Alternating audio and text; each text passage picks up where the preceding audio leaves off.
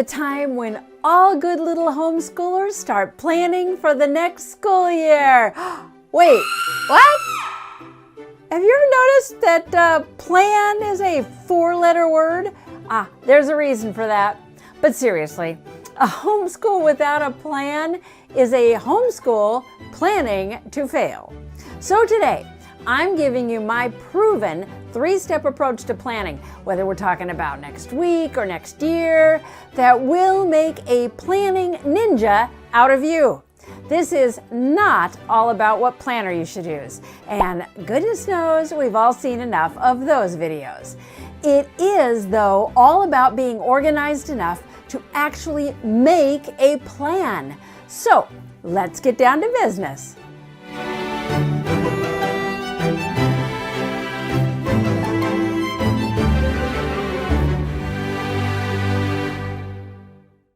I have an entire collection of planners. Yep. Now I have this one, this great big behemoth thing here. Yeah.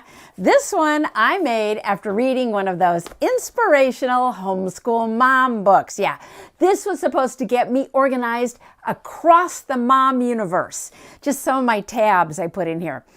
Divine purpose, self, wife, mother, relative and friend, the week, the month, home manager, homeschool teacher, and then I also have tabs for each one of my children, my husband, and the dog. Oh yeah, okay. That was the first one actually that I started with, believe it or not. Then I moved into this kind of thing. This has really just got kind of the calendar vibe to it, right? It's just a basic planner, but trust me, there are lots more where these came from, because in case you haven't noticed, I'm kind of into the planning thing, but you know what?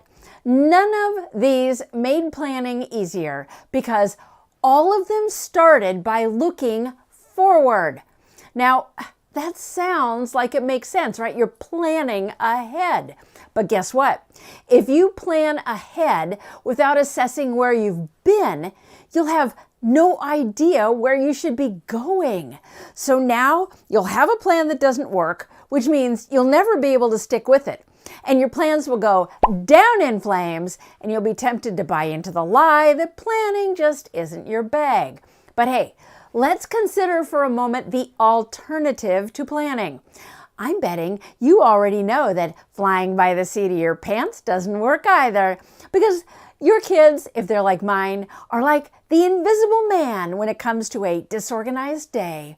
Kind of like the moment that mom's up to her eyeballs trying to figure out what the next assignment is.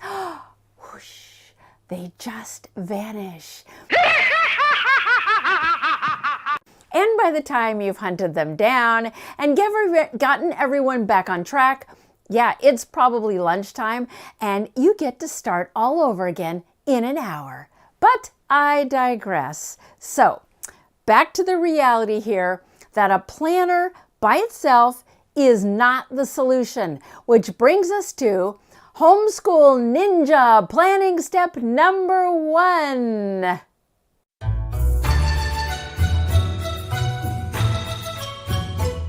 To plan where you're going, you have to assess where you've been, right? The roadmap is going to look something like this. What work has been completed?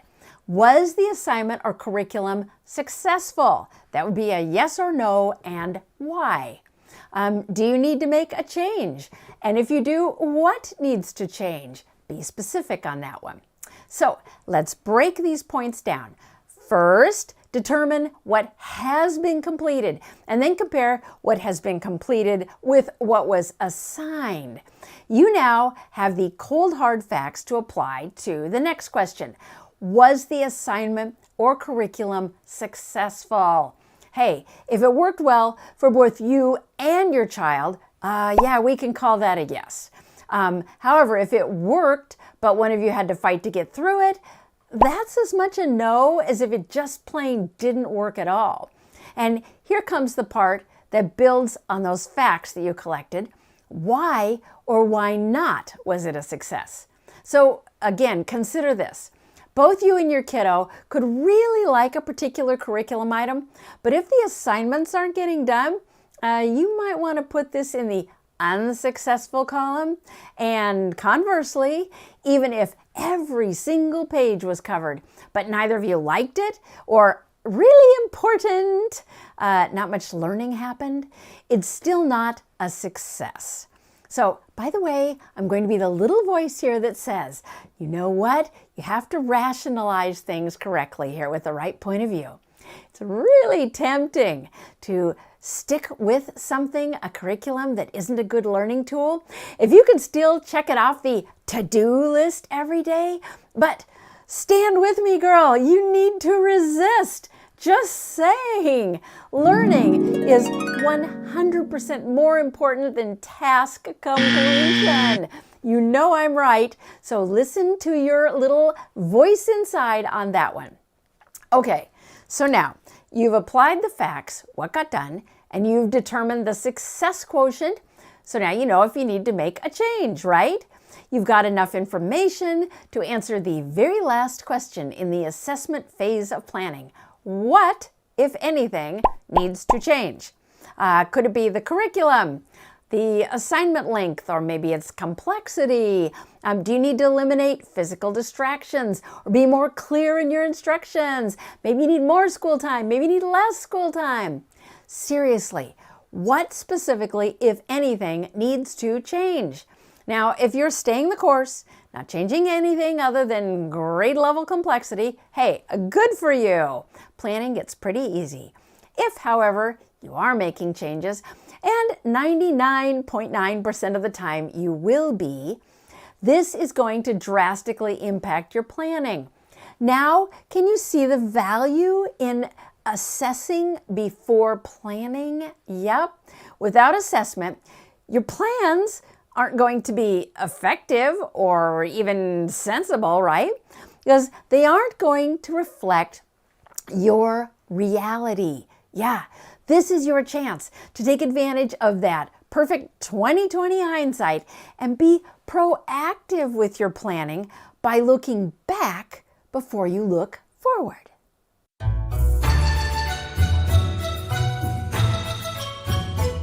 Now that you know what you need to plan, it's time for the rubber to meet the road, or rather the pencil to hit the paper. Yeah, you need a tangible, physical piece of paper that lays out exactly what your plan will be. A little side note here, if you normally have your tablet or laptop in front of you during school time, you can rely on a digital version. But otherwise, yeah, stick to the good old-fashioned paper version. So now, okay, we have a couple more questions to answer. First, what is the purpose of your plan? And second, what is the time frame you are planning? Now, I know this first question sounds kind of redundant, but every plan needs a purpose. Okay, yes, the plan is the end purpose in and of itself, but what I'm talking about here is like maybe purpose with a lowercase p, okay? As in, who is the plan supposed to keep on track, and how is it going to do that? Now, this really applies to the overall design of the plan, right? So if it's primarily for mom, you might need only a general framework, as in, this week we'll read this book, because you just need a star to steer her by, okay? But if the primary user is going to be your student, you want to get a lot more specific to keep him moving forward, whether mom is handy or not. Yeah. So this looks more like, maybe on Monday, read pages 15 to 20. On Tuesday, answer questions 1 to 5 and then read pages 20 to 25, and so on, okay? Now, if this plan is for both of you, always default to the level of information that your child needs. Just common sense on that one. So once you know your plan's purpose, you're ready to decide the time frame you're working with. Now, me personally, and I will explain this in just a little bit in this video, I like to start with a yearly plan, which is pretty broad and general. Then move into a quarterly plan, especially for curriculum-based subjects like math. Then it's down to a monthly plan for your more eclectic subjects like science or history. And then finally, I dump everything into a weekly plan that I then share with my kids. So, by the way, I'm not going to get into a lot of examples here because this video is more about the planning process than the actual plans. But if you would like some really detailed ideas for all of these lesson plans, including some actual templates, yeah, be sure to check out my video, Homeschool Planning Made Easy, which I will link right up here. I think that's right. Yeah, up here. And also in the description box below. So now we've got the plan pretty well in hand, but there's one more step. That's the super duper high-powered ninja planning step on steroids. Yeah, okay. And that is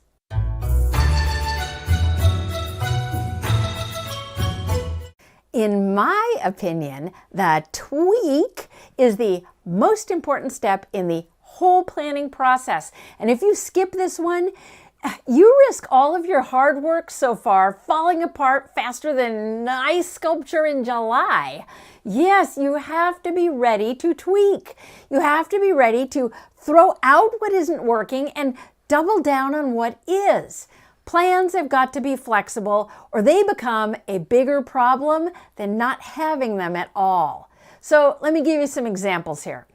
If your weekly plan has your child getting through 1 page of math a day and then reality sets in and she's only able to do 1 page a week, you've either got to seriously relax your timetable or flip to a curriculum that speaks more clearly to her learning style.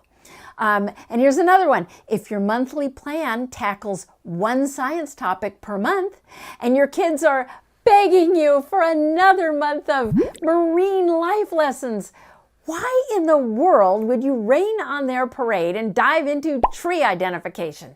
And in the process, spark enough groaning to wake up Rip Van Winkle?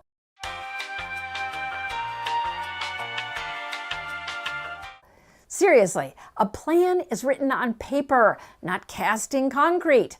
A plan is a guide, a tool, not the ultimate manual for life. Now that I've said all that, I have a stern caution here. There are those of you, and you know who you are, who are queens of plan abandonment. It's a skill. You will jump ship at the mere whisper of the wind and throw that plan right out the window because it isn't a perfect fit. And then you'll throw your hands up and say, plans are too restrictive and they never work anyway. And that, my dear homeschool mom, is what we call a convenient excuse. And that's not going to fly if you want your kids to learn more than what a goat rodeo looks like. Seriously. A little structure goes a long way with kids, and a plan really is just a little structure. It's just your framework. Whether you have 1 kid or a whole quiver full, all kids thrive in an environment where everyone, more or less, knows what's expected of them. Homeschool plans give kids that path to follow and allow you to focus on helping your kids instead of that awful, oh my gosh, what are we going to do next thing? Yeah, skip that, embrace the tweak, and say hello to a well-planned homeschool. And now, a special word for those of you who really are not planners, okay? Or who have tried the planning thing and just never really got the hang of it. Hey, if that's you, that's okay. I feel your pain. This is how I feel about to-do lists, yeah. For the life of me, I cannot get excited about checking off tasks from a list, or even better, adding something to a list so you can check it off. No, I just don't get. But that said, I still make lists. If I have a pile of stuff to get done, because that list frees up my mind to focus on the tasks themselves instead of always trying to remember what the tasks even are, okay? What I'm saying is this: even if planning is the very last thing you want to do, adding a plan to your homeschool will pay off, I promise. You will feel more confident because you are in control of your school time instead of your school time being in charge of you. Your kids will be way more willing to get their stuff done because they know what they need to do to get done. Just saying, if your kids never know where the "done for the day" line is, they most certainly have my permission to whine and complain. Seriously, planning is the key to a good day, Mom. It doesn't have to be super complicated. It just has to get done. And now, final tip, what you've all been waiting for, okay? Start with the overall plan and work toward the detailed plan. In other words, start by looking at what you, in a general way, want to accomplish for the year and work your way down to a single week or even days, right? Tell you what, if you start at the daily level, it is so easy to get discouraged when the day doesn't match the plan. You really start believing that the plan is pointless, okay? It's much easier to stay on course when you know where you're headed long term. Starting at the yearly level takes the pressure off, especially for those of you that are planning challenged. Because you know what? Even if the daily plan falls apart, you still know where the goalposts are. You can keep your eyes on the goals instead of on what did or did not happen today. So, thank you so much for watching this video and allowing me to join you on this crazy journey we call homeschooling. And now, I want you to go out there and teach like your hair's on fire. Yeah, but in a practical, purposeful, positive way. You can do this because you are amazing. Hey now, take a step outside and seize the day.